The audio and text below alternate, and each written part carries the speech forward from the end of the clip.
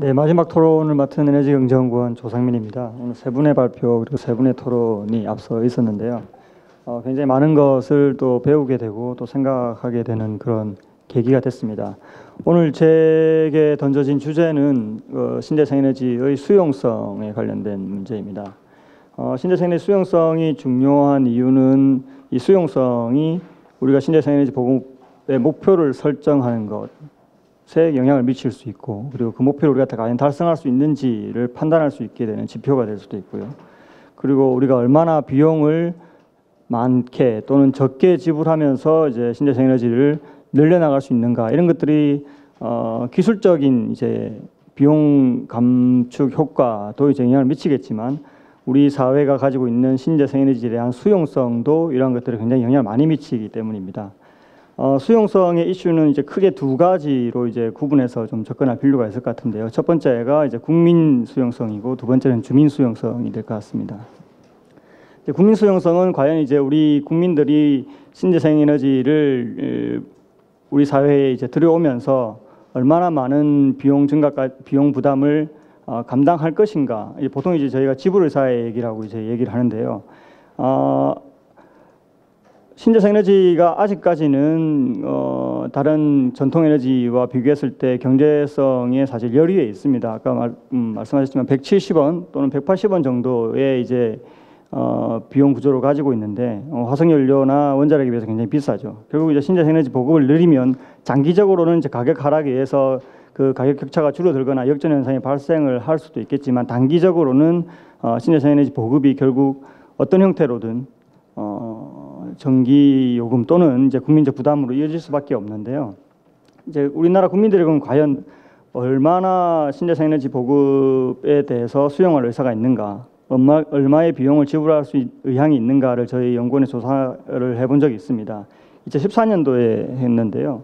당시 한 가구당 월 3,500원 정도까지는 신재생에너지 보급을 위해서 더 지불할 의사가 있다라고 밝힌 바가 있습니다. 이게 2011년도 후쿠시마 원전 사고 이전과 비교를 하면 거의 한 2배 정도 높아진 걸로 보이거든요. 기존의 연구와 비교해 보면. 최근에 이제 경주 지진이 있었기 때문에 이런 이벤트가 발생을 하면 이제 수용성 이런 그 지불 사익이 변화를 하게 됩니다. 그래서 좀 높아졌을 것 같기도 한데요.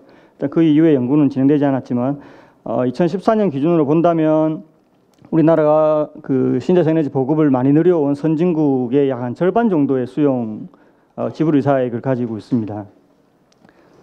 독일이 2016년 기준으로 했을 때 전기요금, 가정용 전기요금이 약 한 400원, 킬로와트아워나 400원 정도인데, 그 중에서 신재생에너지 부가금이 차지하는 비중이 20%나 됩니다. 킬로와트아워로 치면 한 80원 정도고요. 우리나라 가구 평균 전기요금이 킬로와트아워당 120원 정도인 걸 생각하면 거의 한 70%, 우리가 내는 전기요금 수준과 비교했을 때 70% 정도를 신재생에너지 때문에 이제 부담을 하고 있는 거죠. 그렇게 부담을 하면서도 독일이 이제 재생에너지 보급을 늘려올 수 있었던 이유는 국민들이 그만큼의 전기요금 인상을 수용할 의사가 있었기 때문인 것이죠. 그런데 우리나라는 여전히 그런 선진국들에 비해서 지불 예산이 낮기 때문에 똑같은 수준에서 이제 신재생에너지 보급하기는 좀 힘들 걸로 그렇게 판단이 됩니다. 그럼 이제 국민적 수용성을 높이기 위해서는 어떤 것들이 필요한가? 장기적으로 사실은 이제 교육이나 홍보를 통해서 인식을 개선하는 것이 가장 좋은 방법, 그 방법밖에 없을 것 같습니다.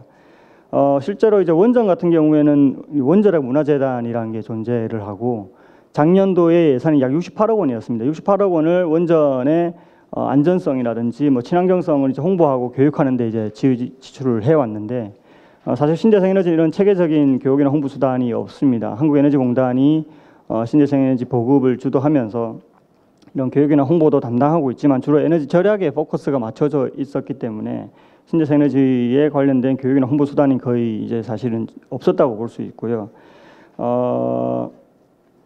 앞으로 이제 우리가 이제 그 국민들의 신재생에너지 수용성을 높이기 위해서 이러한 좀 체계적인 형태의 교육 홍보 수단을 갖춰 나갈 필요가 있을 것 같습니다. 그렇게 하는 이유는 사실 우리가 보통 어떤 재화를 정부가 교육이나 홍보를 통해서 늘려나가는 이유는 그 재화 자체가 시장에서 경제성은 없지만 사회적 편익이 클 때 이제 그렇게 정부가 교육이나 홍보를 통해서 이제 인식을 개선해 나가게 되는데, 에너지원 중에서는 정확히 거기에 해당하는 것이 신재생에너지입니다. 시장에서는 경제성이 없지만 신재생에너지가 가지는 사회적 필요성이 굉장히 크거든요. 이제 그래서 당연히 이제 정부가 또는 우리 국가가 교육이나 홍보를 통해서 국민들의 인식을 개선해 나갈 대상이 바로 신재생에너지라고 보여지고요. 앞으로 그런 좀 종합적인 체계가 좀 구축될 필요가 있을 것 같습니다. 두 번째는 이제 주민 수용성의 문제인데요.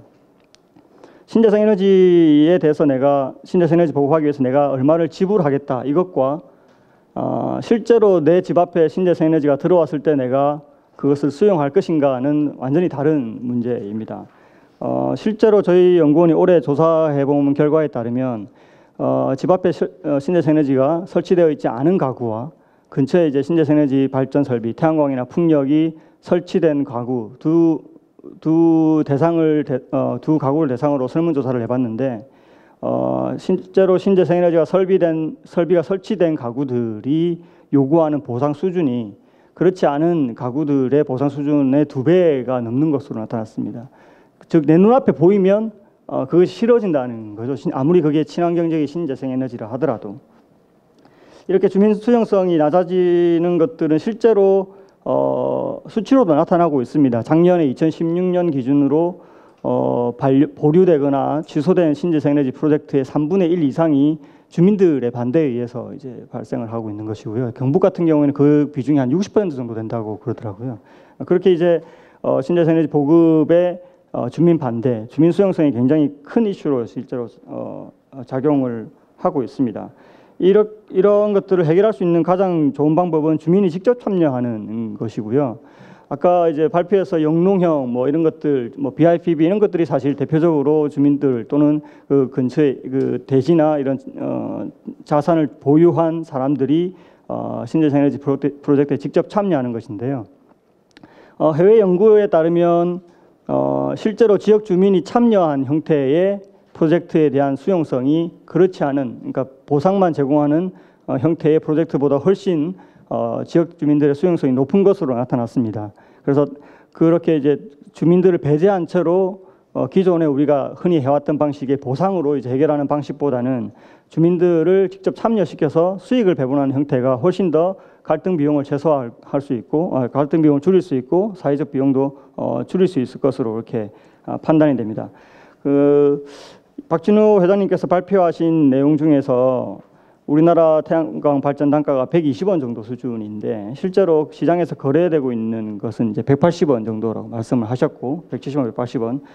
하나큐셀에서도 이제 발표 중에 말씀하셨지만 이 차이가 사실은 여러 가지 요인이 있겠지만 그중에 가장 큰 비중을 차지하고 있는 것 중에 하나가 주민 수용성의 문제거든요. 근데 이 주민 수용성의 문제가 결국은 발전 단가를 상승시키는데 이제 역할을 하기도 하고요. 두 번째는 이 시장에서의 수급 문제 때문에 수급의 문제를 야기하면서 시장에서 거래 가격 자체를 높이는 두 가지 효과로 작용을 하고 있습니다. 그래서 180원 정도에 거래되고 있는 것은 이제 장기 구매 계약을 체결했을 때의 경우이고 실제로 그 현물 시장에서 REC 가격을 비교를 하면 S&P 플러스 REC가 작년에 200원을 넘기기도 했었거든요. 그거는 아까 말씀드렸던 그런 형태로 주민 반대로 인해서 공급이 부족해지면서 공급과 수요, 그러니까 시장에서의 수급의 문제로 인해서 가격이 상승하는 두 가지 효과를 동시에 지금 보여주고 있는 거죠. 문제는 우리나라가 이제 신재생에너지 보급을 더 늘려 나가야 되는데 이런 형태로 공급이 부족하게 되면 더 많은 비용을 지불하면서 신재생에너지 보급을 늘려 나가야 된다는 거죠. 이거는 신재생에너지에 대한 국민적 수용성을 초과하는 수준의 전기요금 인상을 유발할 수도 있고 그리고 신재생에너지를 주변에 설치하지 않은 국민들에 대한 역차별로 이제 이루어질 수도 있습니다. 따라서 이제 이런 아까 말씀드렸던 주민 참여형 프로젝트를 통해서 이런 공급의 문제를 빨리 해결해야지만 이제 우리나라가 목표를 달성을 함에 있어서 가장 비용을 최소화할 수 있는 이제 그런 형태가 될 것으로 이제 판단이 됩니다. 요약하자면 일단 국민 수용성을 확보하기 위해서 첫 번째로 교육이나 홍보를 통해서 장기적으로 이제 의식을 개선해 나가는 것들이 일단 필요할 거고요. 그리고 주민 수용성을 확보하기 위해서는 주민들을 이제 실제로 프로젝트에 참여시킴으로써 그런 갈등 비용을 내재화할 때 가장 최소화할 수 있는 방법으로 그런 제도들을 좀 더 활성화해 나가야 될 필요가 있을 것으로 이렇게 판단이 됩니다. 예, 이상으로 토론을 마치겠습니다.